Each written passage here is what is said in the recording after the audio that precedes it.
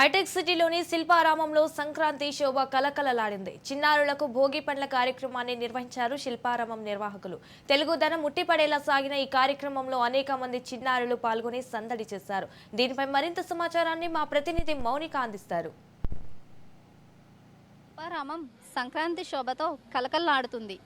సంక్రాంతిలో మొదటి రోజైన భోగి రోజు చిన్నపిల్లలకు భోగి పళ్ళు పోయటం ఎన్నో ఏళ్ల సాంప్రదాయంగా వస్తుంది.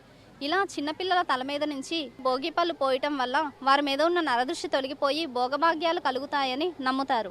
అంతేకాకుండా పిల్లల తలపై ఉన్న బ్రహ్మరంధ్రం తెరుచుకొని వాళ్ళ జ్ఞానం కలుగుతుందని ఒక నమ్మకం. చిన్నపిల్లలకు భోగి పళ్ళు పోయటం వెనక పురాణాల్లో కూడా ఒక కథ ఉంది. శివుణ్ణి ప్రసన్నం చేసుకోవడానికి నరనారాయణులు బదరీవనంలో తపస్సు చేస్తూ ఉంటారు. వారి తపస్సుకు మెచ్చిన శివుడు బదరీ పళ్ళను వారి తల మీద నుంచి కురిపించాడంట. అయితే ఇలా చిన్నపిల్లల్ని నారాయణుడుగా భావించి అప్పటి నుంచి ఇట్లా భోగి పళ్ళు పోయటం అనేది ఆనవాయితీగా వస్తుంది.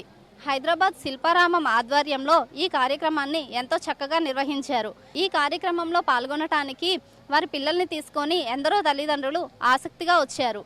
ఇలా సిటీ ప్రజలకు మన సంస్కృతి సాంప్రదాయాల్ని పరిచయం చేయడానికి శిల్పారామం ఆధ్వర్యంలో ఇలాంటి కార్యక్రమాలు జరుగుతుండటం నిజంగా గొప్ప విషయమనే చెప్పుకోవాలి.